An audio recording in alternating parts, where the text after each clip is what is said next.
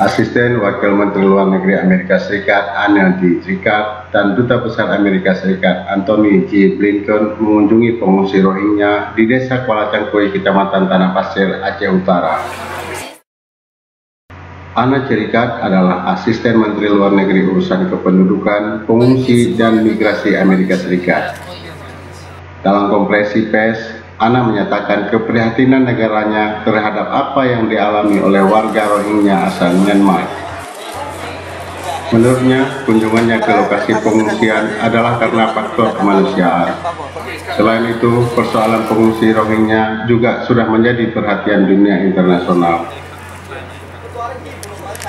Rombongan Wamenlu sempat meninjau tempat tinggal para pengungsi dan berdialog dengan mereka. Dalam dialog itu, para pengungsi mengaku meninggalkan negaranya karena ingin menghindari perlakuan buruk dari warga Myanmar lain.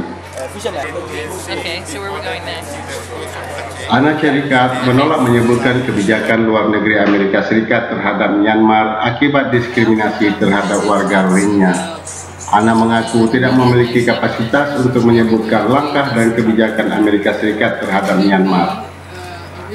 Menurut Anna, dirinya telah mendatangi Provinsi Rakhine, yaitu tempat mayoritas Muslim Rohingya bermukim.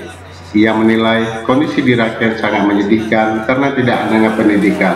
Selain itu, kualitas kehidupan di Rakhine dinilai buruk.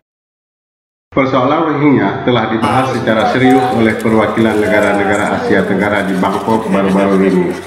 Amerika Serikat telah menyetujui bantuan dana sebesar $3 juta untuk membantu pengungsi. Wakil Menteri Luar Negeri Amerika Serikat juga dijadwalkan akan menemui Wakil Presiden Yusuf Kala untuk membicarakan masalah pengungsi Rohingya yang ada di Aceh. Sebelum meninggalkan lokasi penampungan, Wamenlu Anne sempat bertemu dan menyerahkan penghargaan kepada sejumlah nelayan Aceh Utara dan telah membantu mengevakuasi pengungsi Rohingya. Selama di Aceh, rombongan utusan Amerika Serikat ditemani oleh Wakil Gubernur Aceh yaitu Mujair Manap dan sejumlah pejabat lain. Dari Aceh Utara, Nasir Husin melaporkan.